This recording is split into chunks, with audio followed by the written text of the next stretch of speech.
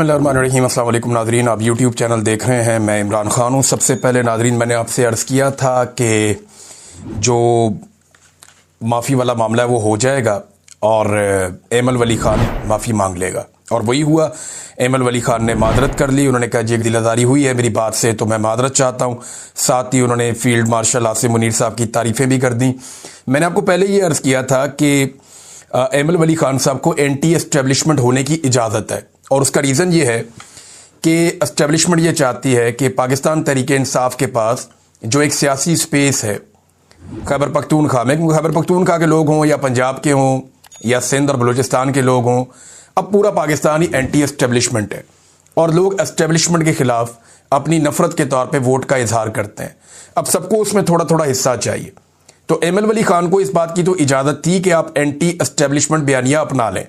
ये इजाज़त फजलुर रहमान साहब को भी मिल जाती है, बाकी जमातों को थोड़ी बहुत मिलती रहती है, लेकिन इतनी इस हद तक जाने की इजाज़त नहीं थी कि आर्मी चीफ को दुकानदार कह दें, आर्मी चीफ को मादनियात का सौदा करने वाला या कोई इस तरह की बातें करें। वो नामुनासिब था कि जनाब वो ब्रीफ केस उठा के चले जाए, इतना उनको इजाज़त नहीं थी।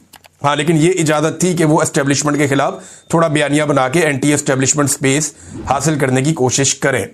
अब एमल वली ख़ान ने जो कर दिया था, मैंने आपसे पहले अर्ज़ किया था कि ये माफ़ी मांग लेंगे। कुछ लोगों ने खबर चलाई कि एमल वली ख़ान को गिरफ्तार कर लिया गया, लेकिन बाद में पुलिस ने और बाकी सब ने खबर दी कि नहीं, गिरफ्तार नहीं किया गया। अब कुछ लोग ये दावा कर रहे हैं कि एमल वली ख़ान को एक्चुअली 1 घंटे के लिए सिर्फ बिठाया गया था और समझाया गया था, तो इन्हें 1 घंटे में वो सारी बात समझ आ गई जो बेशुमार लोगों को कई दिनों में और कई घंटों में और कई महीनों में समझ नहीं आई। यानी एमल वली ख़ान एक बड़ी पॉलिटिकल पार्टी के सरबराह हैं, इतना मजबूत तो होना चाहिए था कि 2, 4, 10, 20 दिन निकाल लेते, लेकिन बड़ी जल्दी एमल वली ख़ान साहब जो हैं वो एकदम ढह गए, गिर गए, और उन्होंने माफ़ी भी मांग ली। और यानी खैबर पख्तूनख्वा से आने वाली ख़वातीन उनसे तगड़ी निकली। मैं शानदाना गुलजार साहिबा की आप मिसाल ले लीजिए, उन्हें गिरफ्तार भी किया गया, उन्हें हरासा किया गया, बहुत ज़्यादा उनके लिए मुश्किलात पैदा की गई, लेकिन वो डट कर खड़ी रही, आज भी खड़ी हैं। लेकिन बादशाह खान का सपूत जो है वो ढेर हो गया और वो नहीं खड़ा हो पाया। इसमें कोई बुरी बात नहीं है। देखें, मादरत इंसान कर लेता है, और अल्लाह ताला सबको ऐसी आजमाइश से महफूज रखे, अल्लाह ताला सबकी इज्जत बरकरार रखे।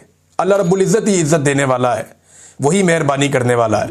लेकिन जब आपकी नीयत में फतूर होता है ना कि मैंने लेना भी इनसे, खाना भी इनसे, मौज भी इनसे करनी है, और फिर मैंने इन्हीं से खाकर इन्हीं की प्लेट के अंदर जो है वो छेद करना है, यानी जिसमें खाना उसी थाली में छेद करना, ये ज़रा नामुनासिब लगता है। तो क्योंकि सारी जो सहूलियात हैं वो इस वक्त एमल वली ख़ान साहब को पाकिस्तान की मौजूदा मिलिट्री एस्टेब्लिशमेंट ने दी हुई है, तो उन्हीं के खिलाफ इस लेवल तक जाना नामुनासिब था। बहरहाल उन्होंने अब माफ़ी मांग ली है। वैसे एमल वली ख़ान साहब ने कहा कि बड़ी जुर्रत का काम है माफ़ी मांगना, और मेरे अंदर इतनी जुर्रत है। देखें भाई, अगर आपके अंदर इतनी जुर्रत है तो जाके बलोचों से माफ़ी मांगे, जिनके हक पे आपने डाका डाला और वहाँ जाके आपने सीट ले ली। अगर इतनी जुर्रत है तो जाकर माफ़ी मांगे उन माओं से जिनके सूबे में बच्चे लापता किए जा रहे हैं जबरी तौर पे, और वो इस्लामाबाद में इंसाफ मांगने आई। आप वहाँ से सीट तो ले आए उस सूबे से, लेकिन जब उस सूबे की माएँ इंसाफ मांगने के लिए इस्लामाबाद आई तो आप उनसे नहीं मिले। माफ़ी मांगनी है तो उन वालिदैन से मांगे जिनके बच्चे ड्रोन हमलों में शहीद हो रहे हैं, जिनके बच्चे जेट तैयारों की बमबारी में शहीद हो रहे हैं, या जिनके बच्चे माजूर हो रहे हैं और कत्ल हो रहे हैं बारूदी सुरंगों में। माफ़ी मांगनी है तो उन वालिदैन से और उन घर वालों से जाकर आप माफ़ी मांगें जिनकी बनती भी है। लेकिन यहाँ आपने माफ़ी मांगनी थी, ये मैंने पहले बताया था कि एमल वली ख़ान माफ़ी मांग लेंगे। कम से कम उन्होंने अपना बंगला नंबर 7 भी बचा लिया, अपनी सिक्योरिटी भी बचा ली, अपनी सेनेट की सीट भी बचा ली, अपनी बहुत सारी मुराद भी बचा ली। तो एमल वली ख़ान साहब को मुबारकबाद कि वो इस आजमाइश में से बिल्कुल उसी तरह पूरा उतरे जैसा कि पूरी कौम सोच रही थी कि वो इस आजमाइश पर पूरा उतरेंगे।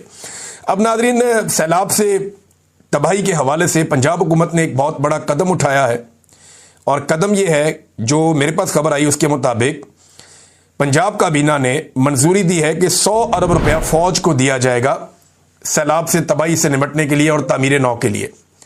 अब मेरा एक बड़ा सादा सवाल यह है कि तामीर नौ और फौज, ये क्या चक्कर है? यानी 100 अरब रुपया आप फौज को क्यों दे रहे हैं? क्या वहाँ कोई जंग लड़नी है, कोई लड़ाई करनी है, कोई खाना जंगी लगी हुई है, या वहाँ पे कोई दहशतगर्दी के खिलाफ कोई जंग लड़नी है? ये तो सैलाब मुतासरीन का मामला है, उनकी फसलें डूब गई हैं, उनका वो नुकसान पूरा करना, उसके लिए महकमे मौजूद हैं। उनके घर टूट गए हैं, उसके लिए महकमे मौजूद हैं। जो इंफ्रास्ट्रक्चर तबाह हुआ उसके लिए महकमे मौजूद हैं। तो फौज को 100 अरब रुपया किस खुशी में ये पंजाब हुकूमत दे रही है। देखें, ये तो ज़िले और तहसील इंतजामिया जो है उनको पैसा देना चाहिए था, प्लानिंग एंड डेवलपमेंट के महकमे को पैसा देना चाहिए था, महकमा ज़राअत को, महकमा आबपाशी को पैसा दीजिए, लाइफ स्टॉक और देही आबादियों से मुतालिक जो हेल्थ और एजुकेशन के डिपार्टमेंट्स हैं, जो सर्विसेज फराम करने वाले महकमे, उनको पैसा दीजिए। फौज को पैसा देने का क्या तुक है? क्या वहां पे कोई जंग लगी हुई है? ये ना सारे के सारे बूट पॉलिश पे लगे हुए हैं। मरियम नवाज साहिबा ने या उनकी सूबाई हुकूमत ने ये जो 100 अरब रुपया अब इनकी काबीना ने फैसला किया कि हम फौज को दे रहे हैं, क्या अपोजिशन इस पर सवाल उठाएगी? क्या पाकिस्तान तहरीक इंसाफ को इस पर सवाल नहीं उठाना चाहिए? जी आप फौज को क्यों दे रहे हैं? सैलाब आया पाकिस्तान में, पंजाब में, सैलाब मुतासरीन की मदद करनी है। आप सैलाब मुतासरीन को पैसा देने की बजाय फौज को पैसा दे रहे हैं कि वो इंफ्रास्ट्रक्चर बनाएंगे। उनका वो काम ही नहीं है, उनकी उसमें ट्रेनिंग ही नहीं है, उनका उसमें तजुर्बा ही नहीं है। आप पैसे उठाकर उनको दे रहे हैं। बड़ी अजीबोगरीब हरकतें ये कर रहे हैं। पंजाब काबीना ने IMF से कर्जा लेने का भी फैसला कर लिया। एक तरफ ये कहते हैं हम बड़ा अच्छा सूबा चला रहे हैं, बड़ा अच्छा काम कर रहे हैं। अब इस सूबे की हालत यह है कि ये IMF से कर्जा लेंगे। एक और खबर यह है कि दौरा जापान के लिए जो मरियम नवाज जो जहाज लेकर गई थी ना, जिसमें रिश्तेदार भी चढ़े हुए थे, बेटी, दामाद, नवासे नवासियां, दूसरी बेटी, उनकी सहेलियां, मेकअप आर्टिस्ट, जाती मुलाजमीन, दोस्त, अहबाब, जिस जहाज में एयरफोर्स बन के जहाज में सबको भरकर ले गए थे, अब वो पता चला जनाब उसकी 5 करोड़ रुपए की अदायगी सरकारी खजाने से की जा रही है। चेक करें आप। हुकूमत की तशहीर के लिए मजीद 3 अरब रुपए मांग लिए गए कि मरियम, हुकूमत की तशहीर का मतलब मरियम नवाज की जाती तशहीर। यहां हुकूमत की तशहीर कोई नहीं होती, हर जगह फोटो मरियम नवाज का चिपकाते हैं। फोटोगर्दी चल रही पंजाब के अंदर। तो 1.6 अरब इन्होंने पहले रखे थे, 3 अरब इन्होंने मांग लिए हैं कि जनाब ये पैसा दिया जाए, मरियम नवाज साहिबा की तशहीर करनी है पंजाब हुकूमत ने। और गुज़िश्ता साल इस तशहीर के ऊपर 7 अरब रुपए खर्च किए गए थे। ओवरऑल अगर आप खर्चा देखें तो डायरेक्टर पब्लिक रिलेशन पंजाब ने 2024, 25 और 26 में, 2 साल का ये टोटल अरसा बन जाएगा जाके जब साल मुकम्मल होगा, 11 अरब रुपए से जायद, तौबा तौबा तौबा, यानी 11 अरब 60 करोड़ रुपया ये social media, bill boards, TikTok समेत मरियम नवाज साहिबा पे लगा दिया इन्होंने। अंदाजा करें अब आप, ये सभी काजमी साहब ने इसको ट्वीट भी किया। 11 अरब 60 करोड़ 40 लाख रुपए की मरियम नवाज की इश्तिहारी मुहिम। ये जनाब पंजाब के अंदर काम चल रहा है। इतना पैसा गरीबों पे खर्च किया होता तो मामला कहां से कहां पहुंच जाता। और अपनी मशहूरी का इन्हें इतना शौक है कि ब्राजील में कोई एक कॉन्फ्रेंस होने जा रही है, उस कॉन्फ्रेंस में इन्होंने एक स्टॉल बुक करवा लिया, 9 करोड़ 49 लाख रुपए उसके लिए अदा कर दिए। वहां पे सुथरा पंजाब का इन्होंने एक स्टॉल लगाना है, सिर्फ 9 करोड़ 49 लाख रुपए, और अगला खर्चा अलहदा होना है सिर्फ इनके शौक पूरे करने के लिए। एक दस्तावेज, एक फिल्म भी बनाई जा रही है और ये कोई क्यूब स्टूडियो नामी कोई कंपनी है, उसको जिम्मेदारी भी सौंपी गई है। ये नादरीन चल रहा है। अब देखें ना पंजाब के ऊपर लड़ता कौन है? मरियम नवाज की पार्टी है नून लीग और एक पीपल्स पार्टी जरदारी साहब की, बिलावल की, ये आपस में लड़ते हैं कि जनाब पंजाब मेरा, वो कहता पंजाब मेरा। अलग है, ये चोरी का माल है जिस पे दोनों लड़ रहे हैं। एक्चुअली तो पंजाब इमरान खान का, पंजाब ने मैंडेट तो 2/3 मैंडेट दिया इमरान खान साहब को। ये तो सारे जाली फार्म 47 के ऊपर आकर बैठे हुए हैं और जाली फार्म 47 वाले चोरी के माल के ऊपर आपस में लड़ रहे हैं। लूट का माल है ना, माले गनीमत इनको दिया हुआ अदालत ने भी, इलेक्शन कमीशन ने भी, कि रल के खा लो। अब वो आपस में लड़ रहे हैं, ये मेरा, वो कह रहा नहीं मेरा, वो कह रहा नहीं मेरा, वो कह रहा नहीं मेरा, और जिसका है वो बेचारा जेल में बंद है। ये इस वक्त अजीबोगरीब सूरत हाल है नादरीन। 26वीं आईनी तरमीम के खिलाफ नादरीन जो दरखास्तें हैं, जो इस वक्त सुप्रीम कोर्ट ऑफ पाकिस्तान का एक आईनी बेंच सुन रहा है, 8 रुकनी बेंच है, और ये 36 दरख्वास्तें हैं इस हवाले से। 36 बहुत कम होता है, बल्कि मैंने तो कभी सुना ही नहीं कि इतनी ज्यादा दरखास्तें किसी एक मामले पर अदालत में आ जाएं। और आप अंदाजा कीजिए 1 साल लग गया अदालतों को ये दरखास्तें सुनने में और इनको लगाने में। ये दरखास्तें तब हुई थी जब 26वीं आईनी तरमीम पास की जा रही थी। इनमें बहुत सारी दरखास्तें उस वक्त आई थी। 36 दरखास्तें हैं। अब ये आईनी अदालत के अंदर केस लगा हुआ है और हैरत की बात यह है कि 26वीं आईनी तरमीम के नतीजे में जो आईनी अदालत या बेंच बना है जिसके खिलाफ ये दरखास्तें हैं, वही बेंच इन दरखास्तों को सुनने जा रहा है। पहला तो मामला यह है। अब कोई भी जरखेज दिमाग होगा या काम करने वाला दिमाग होगा, वो जजेस को यही कहेगा, ये आप क्या कर रहे हैं, आप इसके बेनिफिशियरी हैं, ये तो कन्फ्लिक्ट ऑफ इंटरेस्ट हो गया, आप इसको कैसे सुन सकते हैं। लेकिन बहरहाल वो सुन रहे हैं। अब इस केस में क्या कुछ सामने आना चाहिए, ये बहुत इंपॉर्टेंट है। एक तो वो सेनेटर्स और एमएनए सामने आने चाहिए, उनको मैदान में लाया जाना चाहिए। जिनसे जबरदस्ती वोट लेने की कोशिश की गई उन्हें भी सामने आना चाहिए। जिन पर बहुत दबाव डाला गया उन्हें अगवा किया गया, और वो भी सामने आने चाहिए जिनके घरों को तबाह किया गया, उनकी फैमिलीज तक को अगवा कर लिया गया, खवातीन को, बच्चों को अगवा कर लिया गया, एक फैमिली की तो बहू को अगवा कर लिया गया। अब जिनके साथ जो जो ज्यादती हुई है उन तमाम एमएनएस को और सेनेटर्स को सामने आकर बताना चाहिए। अख्तर मेंगल साहब को भी सुप्रीम कोर्ट ऑफ पाकिस्तान में आकर बताना चाहिए कि उनके 2 सेनेटर्स के साथ क्या किया गया। बाद में उन्होंने इस्तीफा भी दिया।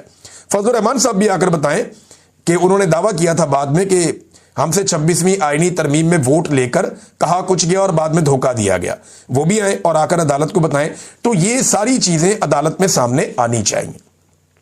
नाज़रीन, सनम जावेद की जो उनके साथ हुआ, जिस तरह उनको जबरी तौर पे वहां से लापता किया गया पेशावर से, और फिर पता चला कि वो उनको पहुंचा दिया गया है कोट लखपत जेल में ताकि वो अपनी सजा पूरी करें। अब ये तो एक अगवा का सादा सादा केस था। उनके शौहर से बात करें या किसी और से करें, वो सब लोग यही बताते हैं जो ऐनी शाहिदीन है, कि उनके वालिद भी ये बता रहे थे कि 2 गाड़ियों के अंदर अचानक इतने सारे लोग निकलते हैं, वो हमारी बेटी को घसीटते हुए ले जाते हैं और मैन हैंडल किया जाता है। कोई खातून भी वहां पर नहीं है और कोई कानूनी तरीकाकार भी इख्तियार नहीं किया गया। ये बड़ा अफसोसनाक था। अब इसके ऊपर खैबर पख्तूनख्वा की जो हुकूमत है उसका आप रिएक्शन चेक करें। चीज़ों को कूल डाउन करना होता है ना, नीचे लेकर जाना होता है। जब भी अवाम किसी चीज़ पर गुस्से में आते हैं, खसूसन खैबर पख्तूनख्वा में, तो खैबर पख्तूनख्वा की हुकूमत पहले अवाम के साथ मिल जाती है, बाद में उनका गुस्सा ठंडा करती है और फिर साइड पे वापस आ जाती है। तो खैबर पख्तूनख्वा की हुकूमत को ये ट्रेनिंग हो गई है कि ये पहले पब्लिक के साथ खड़े होते हैं, वहां खड़े होकर नारे लगाते हैं, लोगों को अच्छी तरह थका देते हैं, फिर उन्हें यकीन दिलाते हैं हम आपका केस लड़ रहे हैं, अब आप अपने घर जाएं। तो क़यादत इस तरह गेम डालती है खैबर पख्तूनख्वा में। अब बैरिस्टर सैफ, ये अली अमीन गंडापुर साहब की काबीना का हिस्सा है। इनका स्टेटमेंट बड़ा मजेदार है। कहते हैं जी, सनम जावेद की पुरस्रार गुमशुदगी अफसोसनाक और काबिल मुजम्मत है। गुमशुदगी, पुरस्रार, इसके अंदर ये नहीं कह रहे कि उन्हें यहां से जबरी तौर पे अगवा किया गया, ये नहीं कह रहे। ये अल्फाज वो इस्तेमाल ही नहीं कर रहे। यानी उन्होंने एक और रुख दे दिया, पुरस्रार गुमशुदगी। जैसे कोई बच्चा घर से बाहर नहीं जाता और जाकर गुम जाता है कि ये सीमा उसके बाहर निकली और अचानक गुम गई, ऐसे शो कर रहे हैं। मसाजिद में जाके ऐलान करवाएं अगर गुमशुदा है तो सारी दुनिया को पता है कि किसने उसको उठाया और कहां पहुंचाया। सनम जावेद से ही पूछ ले आप जाकर, आपको पता चल जाएगा, या किसी सहाफी से पूछ लें, सारी दुनिया जानती है क्या हुआ। लेकिन बैरिस्टर सैफ को यह कहना है कि सनम जावेद की पुरस्रार गुमशुदगी हुई है जो अफसोसनाक और काबिल मुजम्मत है, बस कहानी खत्म। अब यह मामला ठप है।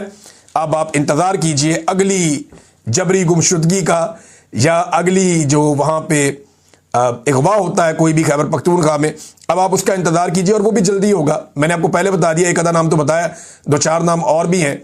लोग ज्यादा क्यूरियस हो जाते हैं, जरा इंतजार कीजिए, और बंदे भी खैबर पख्तूनख्वा से उठाए जाएंगे।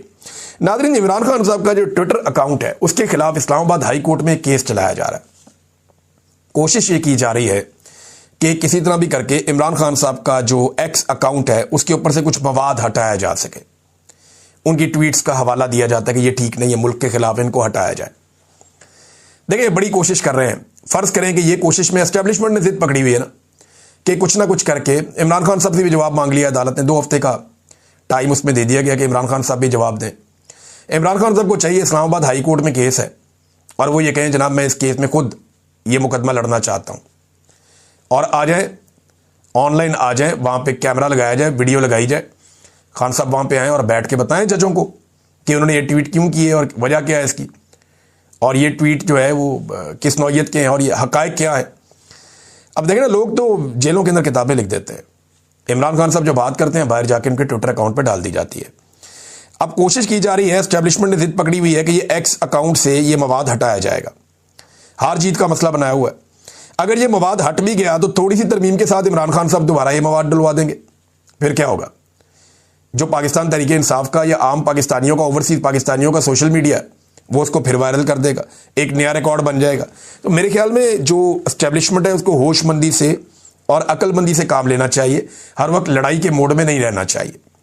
जाफर एक्सप्रेस के ट्रैक पे नाजरीन एक मरतबा फिर धमाका हुआ है। ये अफसोसनाक खबर है और कुछ बोगियां पटरी से उतर गई हैं, 4 जख्मी हो गए हैं। ये वो काम है जो एस्टेब्लिशमेंट को करना है, ये वो काम है जो एजेंसियों को करना है। एक जाफर एक्सप्रेस को हम महफूज नहीं बना पा रहे। हर चौथे दिन उसके ऊपर कोई ना कोई अटैक हो जाता है। एक दिन खबर आती है कि पूरी की पूरी ट्रेन ही अगवा हो गई। ये इंतहाई अफसोसनाक वाकयात हैं जो लगातार बलूचिस्तान में, खैबर पख्तूनख्वा में और दीगर जगहों पे हो रहे हैं। इन वाकयात को रोकने की रिस्पॉन्सिबिलिटी पाकिस्तान की इंटेलिजेंस एजेंसीज की है कि वो पहले से इन चीज़ों के ऊपर इतला दें, इसके ऊपर काम करें और सिक्योरिटी फोर्सेज इन वाकयात को होने से पहले नाकाम बनाएं। लेकिन लगातार ऐसे वाकयात होते रहते हैं। अब नाज़रीन, एक और खबर है, हमास के कुछ मुतालबात सामने आए और ये बड़े इंपॉर्टेंट मुतालबात हैं। मैंने आपको थोड़ा सा बताया था, अब जरा इसकी तफसीलात मैं आपके सामने रख देता हूं, क्योंकि मिस्र में इस वक्त सारे इकट्ठे हैं। डोनाल्ड ट्रंप ने कहा कि मैं कोशिश करूंगा कि तमाम फ्रीकैन जो जो कमिटमेंट करें उसके ऊपर वो पूरे रहे। अमेरिका ने एक वफद और भिजवाया है मिस्र में, ताकि ये मामला कम से कम जंगबंदी की तरफ जाए और रिजॉल्व हो जाए। अब मैं, जब आप ये आज वीलॉग सुन रहे हैं तो कल भी कत्लो गारत गिरी हुई है गाजा में, वहां पे जंगबंदी अभी नहीं हो पाई। फिर मैंने आपको ये बताया कि वहां पे एक मुतबादिल मलेशिया भी मौजूद है जिसको इसराइल और अमेरिका कुछ हद तक सपोर्ट कर रहे हैं। और फ्यूचर में, और ये मैं नहीं, इंटरनेशनल मीडिया रिपोर्ट कर रहा है, और फ्यूचर में उन्हें ये कोशिश की जाएगी कि या तो खाना जंगी लग जाए या इनके पास गाजा का कंट्रोल आ जाए। अब हमास एक